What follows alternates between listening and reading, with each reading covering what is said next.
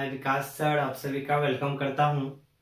Physics में 25 objective का dose हर रोज ला रहे हैं। आज हम लोग फिजिक्स में ऑब्जेक्टिव क्वेश्चन का वीडियो नंबर 15 पढ़ेंगे। आज के वीडियो में भी हम लोग 25 ऑब्जेक्टिव क्वेश्चन का रिवीजन करेंगे जो बोर्ड एग्जाम के दृष्टिकोण से काफी महत्वपूर्ण रहेगा। तो स्टार्ट करते हैं इसको। तो आज का जो हमारा सबसे पहला क्वेश्चन है वो आप लोग को स्क्रीन पे दिख रहा है। तो इस क्वेश्चन को सॉल्व करते हैं। क्या है क्वेश्चन? कार्यफलन आवश्यक ऊर्जा है। तो कार्यफलन जो होता है क्या होता है? हम लोग जान रहे प्रकाश विद्युत प्रभाव, फोटो इलेक्ट्रिक इफेक्ट। प्रकाश विद्युत प्रभाव जो होता है इसमें धातु का सतह होता है और धातु के सतह में बहुत सारा इलेक्ट्रॉन होता है। इस इलेक्ट्रॉन को निकालने के लिए, इस धातु के सतह से निकालने के लिए एक निश्चित न्यूनतम आवृत्ति का प्रकाश डाला जाता है। तो प्रकाश डालने के साथ ही ये इलेक्ट्रॉन जो है बाहर निकल गया।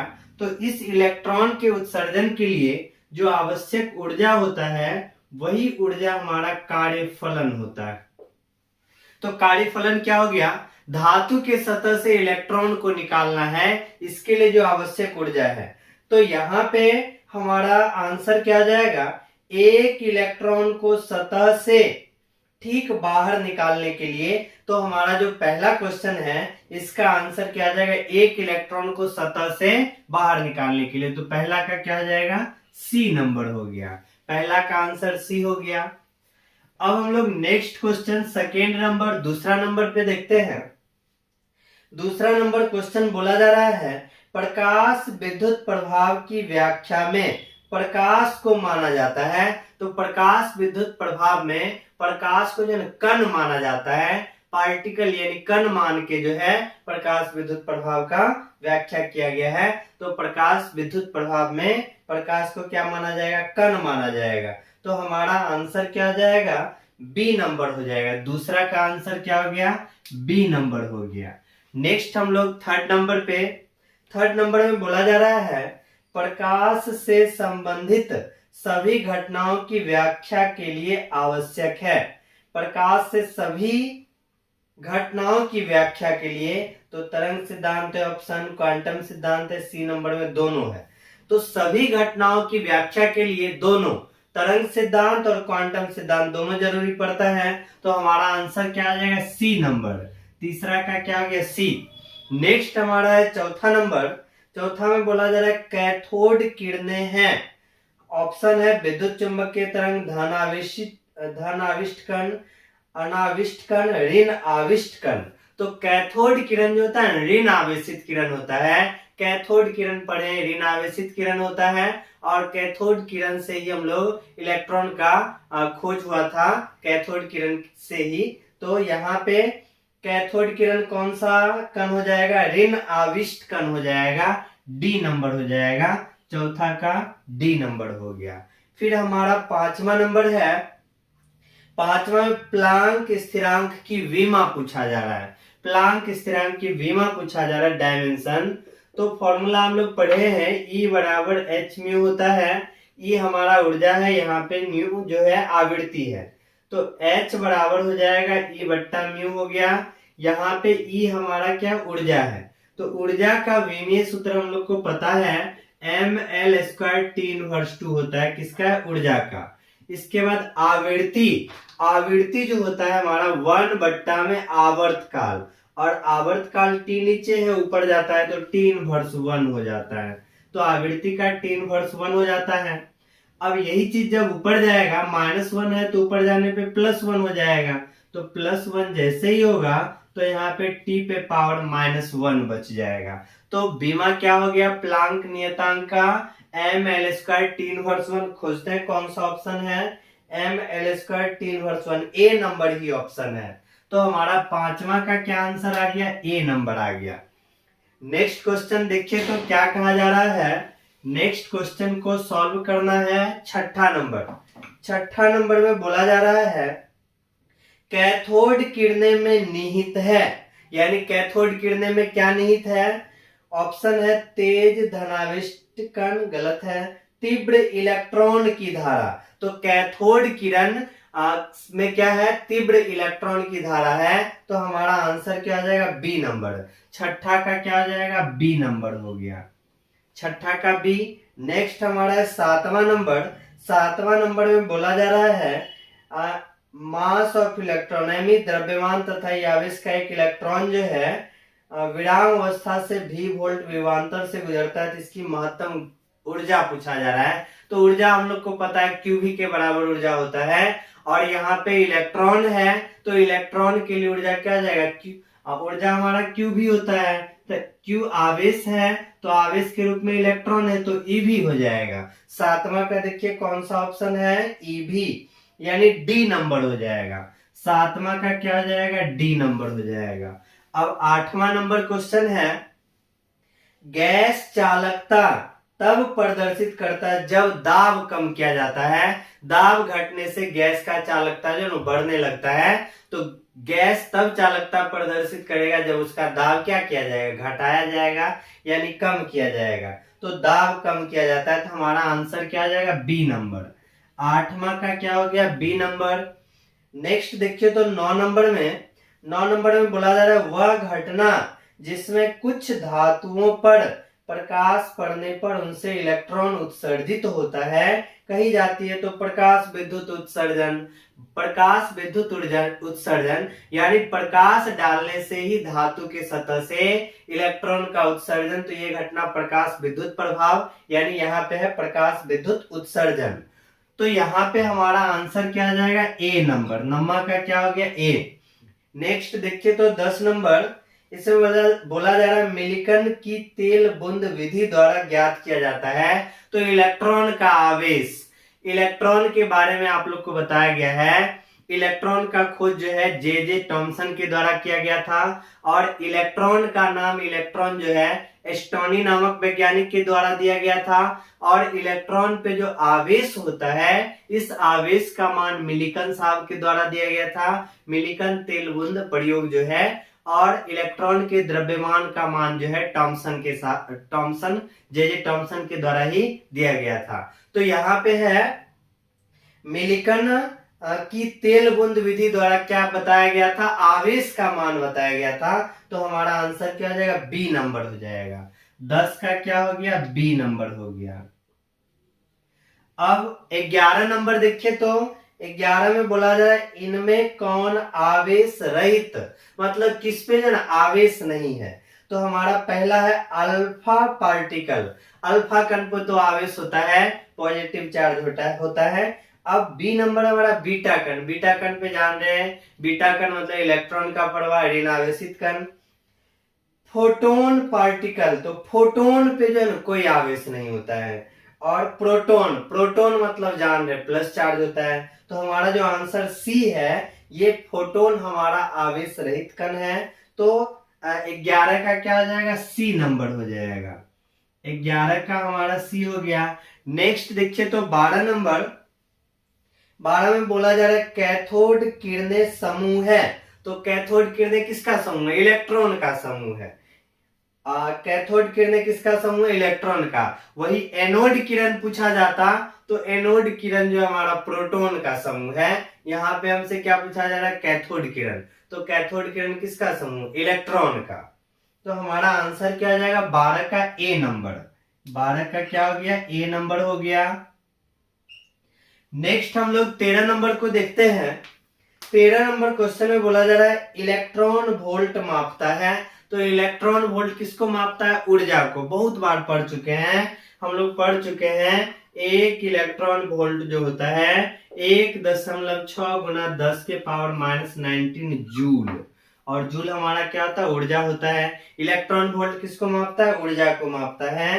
तो कौन सा ऑप्शन है, डी नंबर हो जाएगा। यहाँ पे 13 का क्या हो गया, डी नंबर हो गया। नेक्स्ट हम लोग 14 नंबर क्वेश्चन को देखते हैं। 14 नंबर क्वेश्चन में बोला जा रहा है दिए हुए किस धातु का न्यूनतम प्रकाश विद्युत कार्यफलन है। तो कार्यफलन प्रकाश, तो कार्यफलन पूछा जा रहा है, और हमको ऑप्शन में सोडियम है, बेरियम है, Fe आयरन है, Cu है। सोडियम दे दिया गया है, बेरियम दे दिया गया है और Fe दे दिया गया है, कॉपर दे दिया गया है। इसमें बोला जा रहा है न्यूनतम कार्यफलन। तो कार्यफलन हम लोग पढ़े हैं कि धातु के सतह से इलेक्ट्रॉन को निकालने के लिए जो ऊर्जा दिया जाता है, ये हमारा ऊर्जा जो है धातु के सतह से इलेक्ट्रॉन निकालने के लिए जो ऊर्जा देगा वही हमारा कार्यफलन होता है। और कार्यफलन जो होता है ये हमारा आयनन ऊर्जा के सीधा समानुपाती होता है। आयनन ऊर्जा के सीधा समानुपाती। जिसका आयनन ऊर्जा सबसे ज्यादा उसका कार्यफलन जो है सबसे ज्यादा, और जिसका आयनन ऊर्जा सबसे कम उसका कार्यफलन भी सबसे कम। और आयनन ऊर्जा के बारे में पढ़े हैं कि आवर्त सारणी में लेफ्ट से राइट जाते हैं तो आयनन ऊर्जा का मान बढ़ता है, और ऊपर से नीचे आते हैं तो आयनन ऊर्जा का मान क्या होता है, घटता है। जब हम लोग आवर्त सारणी को सजाते हैं तो यहाँ पे देखा जाता है पहला वर्ग जो है इसमें लिथियम सोडियम यहाँ पे है और बेरियम यहाँ पे। तो यहाँ से हमको नजर आ रहा है सोडियम का आयनन ऊर्जा क्या है, सबसे कम है, और बेरियम का यहाँ पे क्या है, ज्यादा है।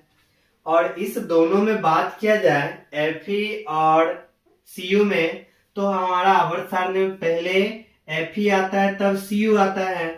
इसका मतलब जो हो गया Cu का आयनन ऊर्जा सबसे ज्यादा है, Fe का कम है, Cu का सबसे ज्यादा है।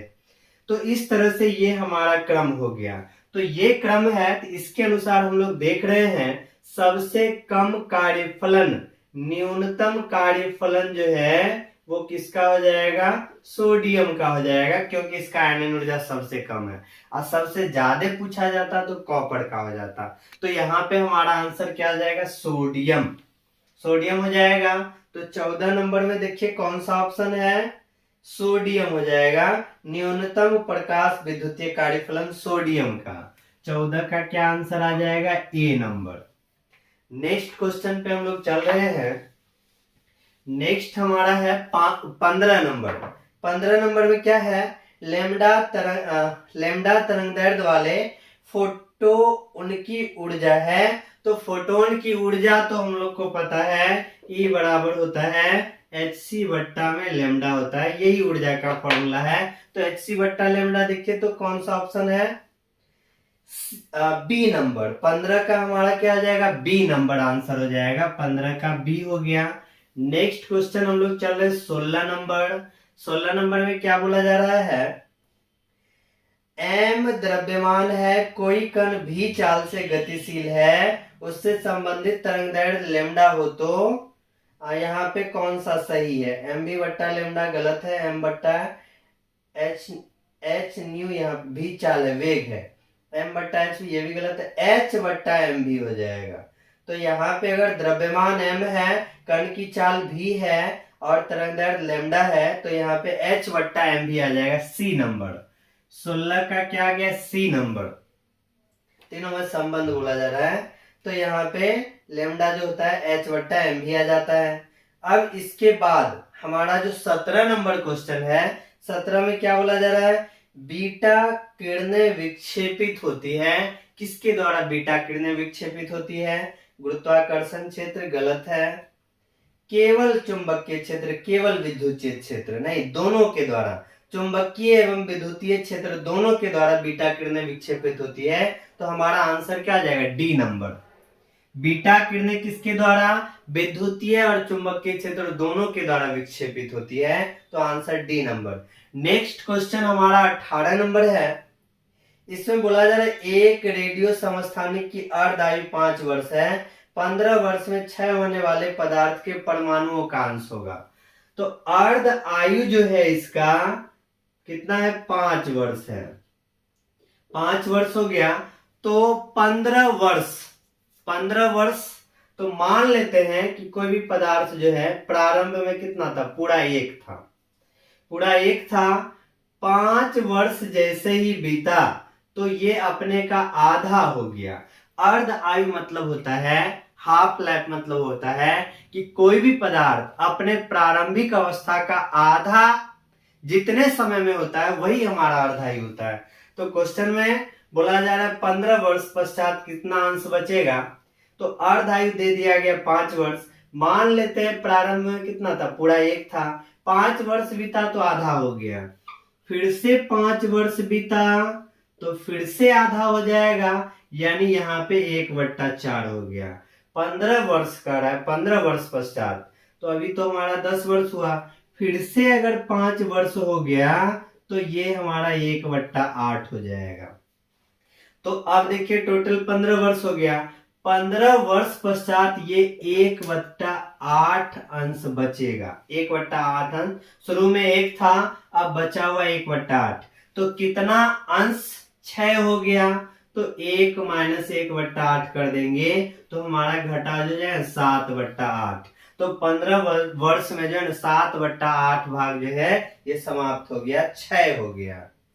तो बोला जा रहा है 15 वर्षों में क्षय होने वाले पदार्थ के परमाणुओं का अंश, तो 15 वर्ष में इतना क्षय हो गया है, इतना अभी बचा हुआ है। तो क्षय होने वाले परमाणु का अंश पूछा जा रहा है, तो 7/8। हमारा आंसर कौन सा आ जाएगा, सी नंबर। 18 का क्या आ गया, सी नंबर आ गया।